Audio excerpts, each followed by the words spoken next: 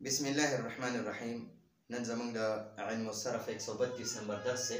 د ثلاثي مزید فی د ب حمزه وصل بیان شروع دی. د ثلاثي مزید فی د ب حمزه وصل د ابوابونه د دریم او څلورم باب صرف صغیر د تفاعل لکه تقبل و قبول کرنا او داسې ورپسې بیا مفاعلتون لکه مقاتلتون و قتالون خپلو کې یو بل سره جګړې کول. نو د دریم باب صرف صغیر د تفاعل لکه تقبل قبول کرنا د تقبل نه به اوس مونږه صرف صغیر کو. نو تقبل دا فعل ماضی معروف صيغه ده، اوله صيغه ده. يتقبل دا فعل مضارع معروف صيغه ده. تقبلا دا مصدر ده. فهو متقبل دا اسم فاعل ده. وتقبل دا فعل ماضی مجهول صيغه ده. يتقبل دا فعل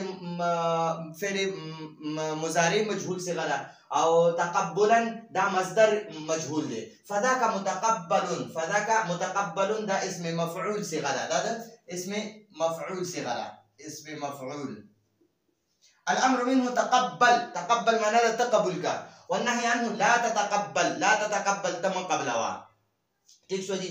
نو اوس د قشان د التبسم مسکرانا خندل او التفقه میوه کانا میوه خوړل. التلبس دیر کرنا ناوخته کول. التعجل جلدی کول جلدی کول. ٹھیک شو خجی.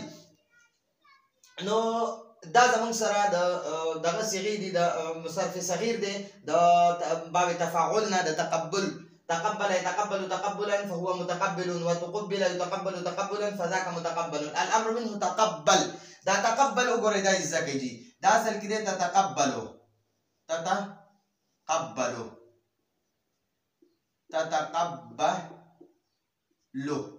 نو دلته چې کله موږ امر جوړو نو اول علامت مضارع تابت ختم کو او اخري حرف به ساکن کو. نو بیا اول ته وګورو که دا اول حرف ساکن وي کنه نو حمزه به لګو، که اول حرف ساکن نه وي نو حمزه به هیڅ به ورته نه لګو، بس همداسې به پرېږدو. علامت مضارع به ختم کی او اخري حرف به ساکن کی. نو تقبل ته قبول کا او لا تتقبل ته ما قبلوا. ٹھیک شو.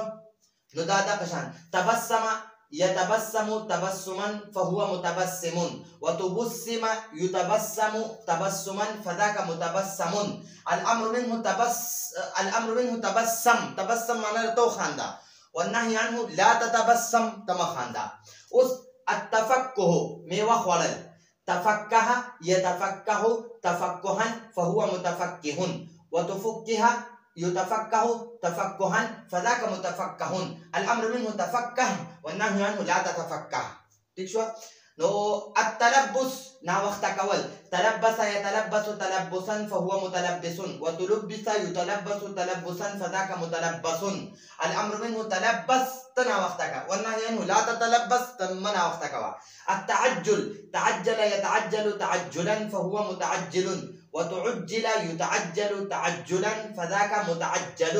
الامر منه تعجل والنهي عنه لا تتعجل.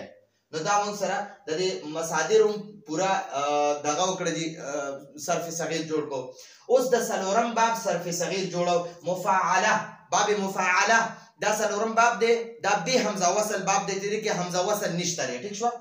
لکه مقاتله وقتال د مفاعله و د چې کوم مصدر دی کنه مقاتلتون نو د دوه مصدر جوړیږي، یا به مقاتلتون هم جوړیږي او قتالون هم جوړیږي. دا مقاتلتون مصدر دی او قتالون هم مصدر دی. ٹھیک شو. آپس میں جنگ کرنا یو بل سره. قتال مانم د یو بل سره جنگ کول او مقاتله مانم د یو بل سره جنگ کول. نو اوس د مقاتله نه باب مقاتله نه مونږه صرف صغیر جوړو. قاتل يقاتل قاتل دا فعل ماضی ده، يقاتل دا فعل مضارع ده. مقاتلة وقتالا دا دوه مصدر معروف دي، معروف مصدر دي. مقاتلة وقتالا دا دوه مصدر دي. فهو مقاتل معنی ده جګړه کول والا. وقوتل دا فعل ماضی مجهول صيغه ده. يقاتل دا فعل مضارع مجهول صيغه ده. مقاتلة وقتالا دا مصدر مجهول دی.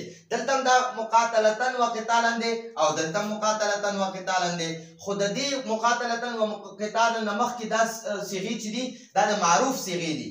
ماضی معروف مضارع معروف بیا پسې مصدر دي دا دواړه مصدر معروف دي او دلته چې راکم مصدرونه دي د دې نه مخکې راکم دوه صيغې دا دوه دي وقوتل یقاتلو نو دا د ماضی مجهول او مضارع مجهول صيغې دي نو چې کله د مصدر نه مخکې د مجهول صيغې تیر شي نو هغه مصدر هم د مجهول وي او کله چې د مصدر نه مخکې د معروف صيغې وي نو هغه مصدر هم د معروف وي نو وقوتل یقاتلو مقاتلة وقتالا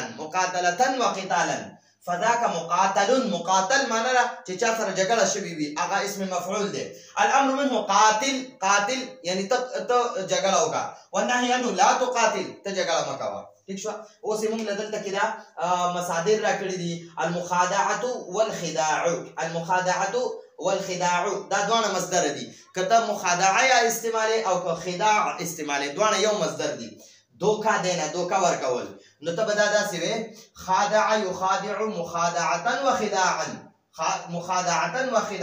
فهو مخادع وخودع يخادع مخادعة وخداعا فذاك مخادع الأمر منه خادع والنهي عنه لا تخادع ٹھیک شو اوس المعاقبة معنی دا عذاب ورکول او عقاب معنی دا عذاب ورکول نو دواړه د باب مفاعله مصدرونه دي نو دا به موږ وایو عاقب يعاقب معاقبة